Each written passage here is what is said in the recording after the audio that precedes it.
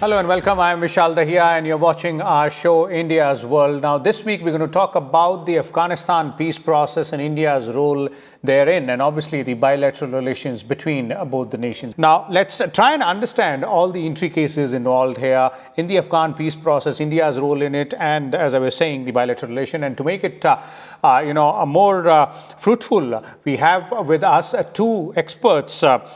With Ambassador Prabhu Dayal is joining us. Also, Foreign Affairs expert Dr. Sreeram Chaulia is with us as well.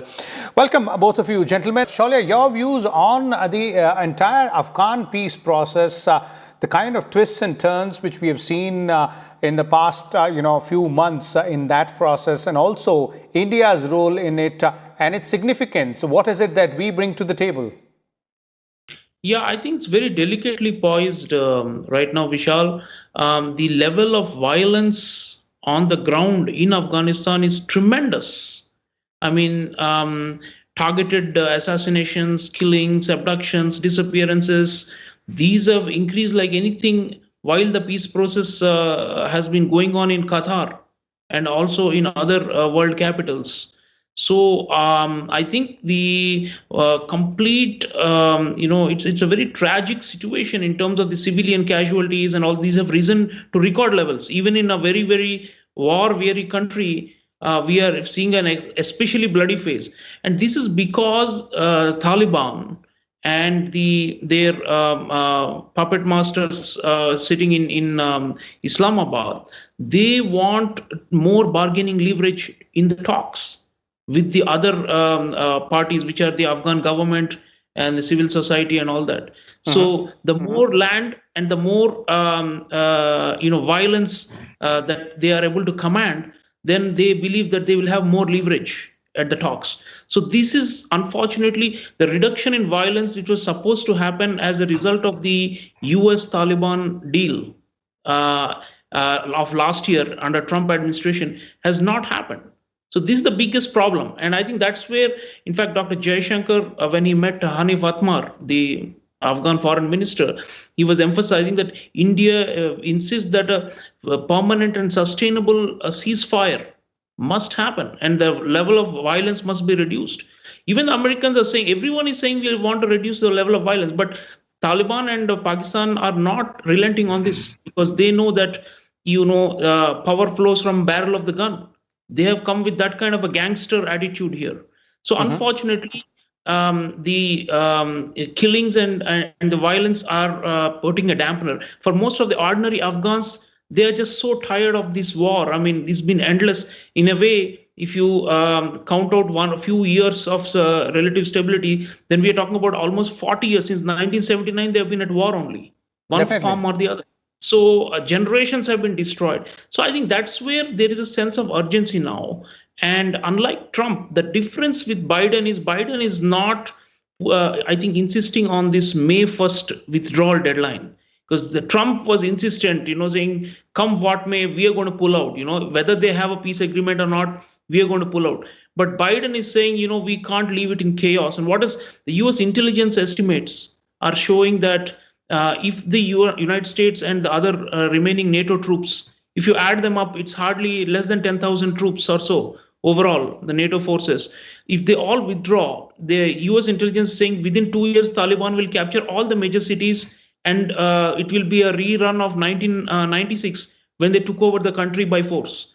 So I think the difference now is that the US is saying we will stay in some form or the other, at least for this year, and to make it an honorable exit rather than a devastating one and a total chaotic end to this whole war. So I think India, we will want some residual presence of NATO forces, and we would like to be, as Ambassador was saying, to be included more. And there, I think Biden administration, because of his emphasis on multilateralism and alliances and partnerships, may be more open to this. And definitely, the Antony Blinken has been saying, the US Secretary of State, that India and all the other regional players have to be involved in implementation of the peace, quote unquote. So, in other words, the Americans, once they are out, Biden is saying at most they may stay for this year, but eventually they will pack up and leave. So then the question is, they want to hand over to the regional players. And Okay. that is where the biggest challenge lies, as Ambassador is saying, because the Pakistan is also a so-called regional player. China is also a regional player. They don't want India to be important there. So the tug of war problem, which has been at the heart of the geopolitics of Afghanistan between the regional powers, that remains unresolved. But I think we are constructive, we are positive, and we would like to make sure that the electoral process is respected. Because one of the things that's coming up now, Vishal, is the Americans are saying just do power sharing. Okay, Ashraf Ghani, president, you may have been elected. There were a lot of questions about his re-election, whatever it is. But now just create an interim government.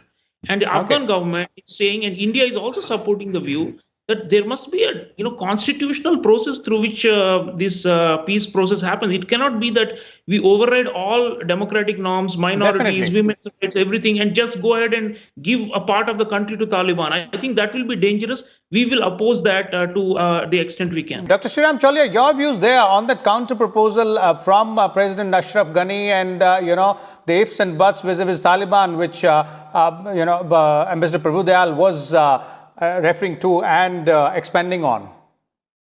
Well, one thing is that the election, process has been sullied by allegations of rigging and fixing, even before the Taliban were even anywhere in the picture, as coming into the picture. So, Ashraf Ghani and Abdullah have had, and then before him, Hamid Karzai, they have had like lots of issues with electoral fairness and due process. And every time the loser says that, this is not I don't accept the outcome. And at one point, Abdullah even went to the extent of saying he may declare a parallel republic as an alternative president after being declared a loser. So there is a problem. In fact, the last Afghan presidential election, the turnout was very, very, very low. It was like less than 20% or something like that. So there is a cloud over it, and there is a governance problem generally. I mean, if you look at the Transparency International Index, Afghanistan is at the bottom, the most corrupt country in the world, almost. And at every level, there is a question mark about the legitimacy of the state. Nonetheless, the thing is, I think the gains, the feeling of the most of the Afghan people, and on this Ashraf Ghani is right, is that the gains of the last 20 years, since the overthrow of Taliban in 2001, those should not be squandered and lost. See, what are those gains? They have a constitution. They have some kind of a due process for peaceful transfer of power. They have a state machinery. They have a bureaucracy. It is not the writ of the state does not run throughout the country, unfortunately, due to the insurgents and the terrorist groups and the Pakistani proxies. But nonetheless, there is some structure, right? I mean, we can't let that collapse. So it's that Indeed. is at stake, And then if you look at women's rights, minorities, the problem now with minorities, there's a so-called ISIS faction also that's relentlessly attacking the Shias, the Hazaras, and all these groups. So these are the big issues on which there needs to be, the Taliban and the Pakistanis have to be brought in. The problem, recently there was a Moscow conference where they said the expanded troika. Unfortunately, India was not invited. But Russia, China, US, and Pakistan met with the Afghan and the representatives and with the Taliban.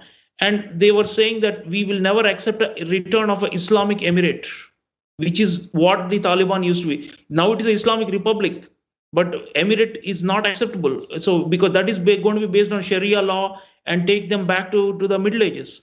So there is the Afghan people, young people, you look at the youngsters who are now unfortunately facing life threats every day.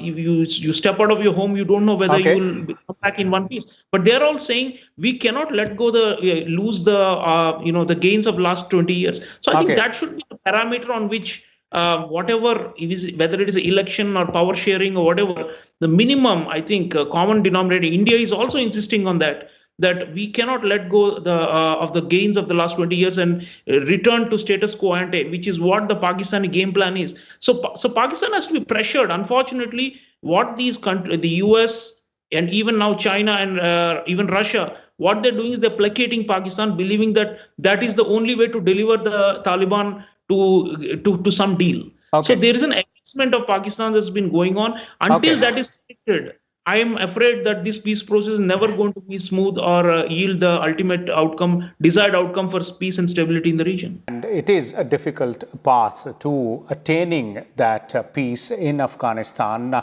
But thank you so much, Mr. Prabhu Dayal and Professor Sreeram Chaulia.